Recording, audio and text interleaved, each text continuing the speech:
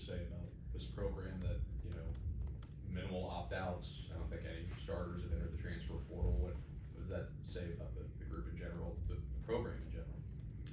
At the end of the day, to be honest, we wish those the best that who comes and who goes. I mean, we still have a foundation that we built here, and we still got a standard to uphold. So, I mean, I don't see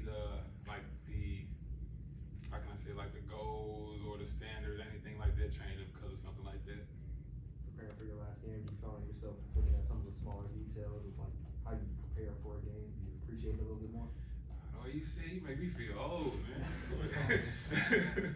But yeah, I mean, just trying to cross my T's and dot my I's, just trying to make sure I'm prepared going into this bowl game. Because, I mean, that's the benefits of having bowl games. I mean, you got so much time ahead of you. You got so much time to prep and just make sure that everything is, like you said, just be more, how can I say it, more into the details, you could say. So, I'm really just trying to be more prepared than anything. What does prep for Iowa look like for you guys? It seems like they have a couple different quarterbacks they might roll out with. Just what does that kind of look like getting ready for them? I mean, just going into Iowa, I mean, it's a great team, physical team at that, Big Ten team. So you can't underestimate no guys like that. I mean, like I said, they're very physical. So we just going into our prep being physical, doing everything the whole 9 yards, inside drill, inside run, just putting more of the details at hand and putting it all in everybody's face so that we'll know, like, hey, they're not just the only physical team, but we are a physical team too. So just really just trying to be more prepared on that front end. Where are you and the coaches emphasizing to the team, specifically the defense, about not overlooking Iowa because they're maybe in their third string and they're without their top running back? Oh, say the question again? Kind of, how are you guys emphasizing like don't sleep on Iowa just because they're on their third string and they don't have their top player available? What are you emphasizing to the rest of the guys?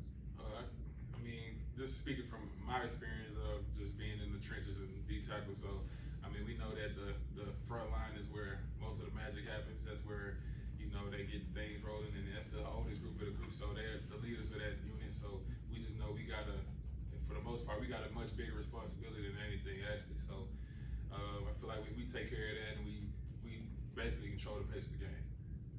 Kristian, line play has always been a staple at Iowa under Ferentz. Is there anything schematically that you see that they do different from others, or are they just fundamentally sound? Fundamentally sound for the most part. I'll probably, in my opinion, say that's the most disciplined O-line that we'll go up against this year. Just because not only that they play in unison, but I mean, tight hands, low pad level. I mean, that's the best thing you can get out of those guys. So I feel like they're just more disciplined than anything, rather than just having a different type of scheme. What type of mindset how you describe it in the locker room now in preparing for this and the excitement for one more game together with this group? You said one more game. But I mean, it's a love, kind of sad, but more so excited than it is anything. So, I mean, it's really just trying to keep the energy up high.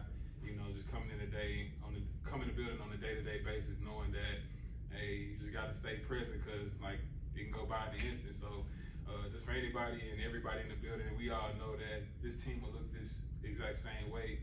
This will be the last time of that. So, just trying to, like I said before, just trying to build the relationships here, keep molding them, keep on upholding the standard and stuff like that. Just trying to be more present, to be honest. Kristian, I know Memphis is a little bit of drive from Nashville, but is there any extra specialty for you and your family to have it in your home state? I mean, besides the fact that it's 3 hours, yeah. I mean, easy transportation on their end. So, I mean, they're happy because we're in Nashville. So, I can't be nothing but happy with them. I mean, more and more people come to the game. It's easier for my people to come to the game, which is a plus for me. So, for the most part, they extremely happy that we're in Nashville. So, yeah, it would be better. It would be better if we was in Memphis. Mm-hmm. They'll say so. Yeah. What do the next few weeks look like for you after the bowl game? Man, you're just gonna throw it in my face. But I mean, that's stuff I got to think about. So, to be honest, I'm not trying to really think about it too much, but hopefully just to run our race and we run it to win. So really just trying to come out of this game on top. Once that's over, and yeah, I really hadn't been thinking too much about that. Honestly, man, it's been tough for me, but I feel like I had that, like this is my last year. It's my last couple of games. I had that moment early on in the year, so it's kind of a smoother transition into that. So. judging by this entire press conference, I'm guessing you didn't consider opting out of Music City Bowl at any point? Absolutely not. Absolutely not. I mean, it's another opportunity to get better, another opportunity to play football and the sport that I love. So, I mean, why not play?